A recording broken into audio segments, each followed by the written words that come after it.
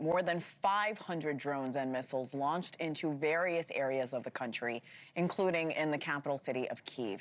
At least 4 people have died, including a 12-year-old girl. Ukrainian President Volodymyr Zelenskyy saying this morning that everything that was targeted was civilian infrastructure. He means hospitals, apartment buildings, also a bread factory.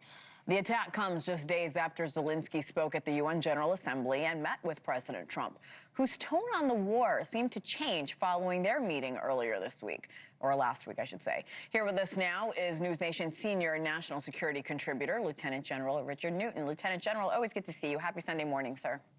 Good morning, Hannah. Happy Sunday morning. What do you make of the timing of this Russian attack right after the General Assembly? Well, I think it's significant. You and I have reported many times on these incursions that Putin has levied against not only Ukraine, but he's also, sending drones into Denmark. Reportedly, the drone incursions into, Poland, MiG-31s now getting into the airspace. This is really upping the ante with regard to confrontation. And this still picture we're seeing here, another diabolical attack against Ukrainian civilians. You reported 500 drones that also included, according to my sources, 40 ballistic missiles.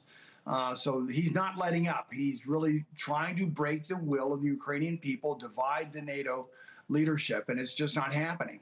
Also, based on President Trump's latest pronouncements about strongly supporting Ukraine now, offering up long-range weapons for Ukraine to use to go deeper into Russia, and also, frankly, supporting, President Zelenskyy and Ukraine's effort to really dislodge the Russian army off of Ukrainian territory.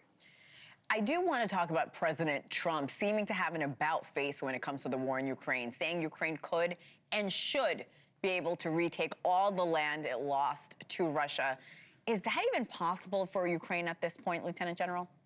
Well, it's not possible in the short term. This is going to be the long-term aspect of him doing that.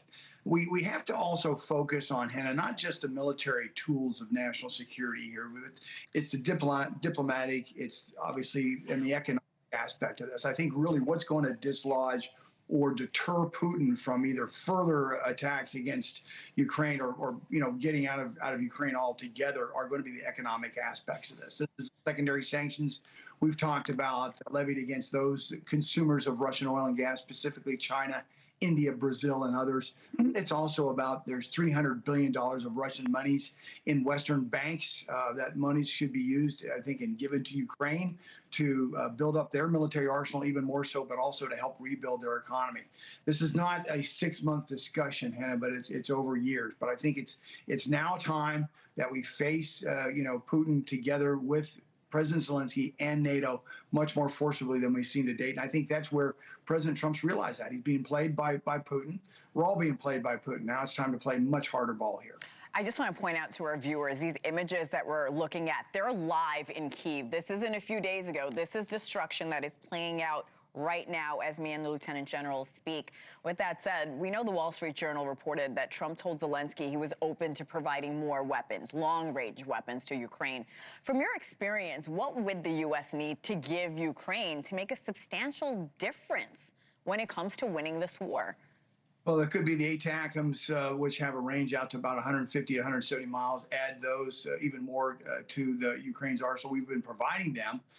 There's also talks about Tomahawk cruise missiles that, again, much larger range. And the purpose of this range discussion is it goes beyond just the front lines with Russian soldiers engaged against Ukrainian soldiers. It's about going after Russian infrastructure, their ability to wage war, their oil and gas infrastructure, which really fuels what has now become a Russian wartime economy. 20% of their economy, perhaps even more so, is based on their ability to sell oil and gas to, as I mentioned, those countries like China, India, Brazil, others. So that's what we're talking about here. Now, it's one thing to provide the weapons themselves, but what President Trump has also, in discussions with President Zelenskyy and NATO, has given them the authorization to use those weapons once they're provided to Ukraine. But time is of the essence here. The winter's approaching. This is what Putin's trying to do is he's trying to wage war against Ukrainian people, going after the Ukrainian oil and gas and their economy to make the Ukrainian people suffer, therefore to break their will. I don't think that's going to happen in terms of breaking their will. But that's where really the aim of President Trump now is much more stiff, and I'm glad to see it. Thank you for watching. Subscribe below and download our NewsNation app right now on your phone, and you will get fact-based, unbiased news for all Americans.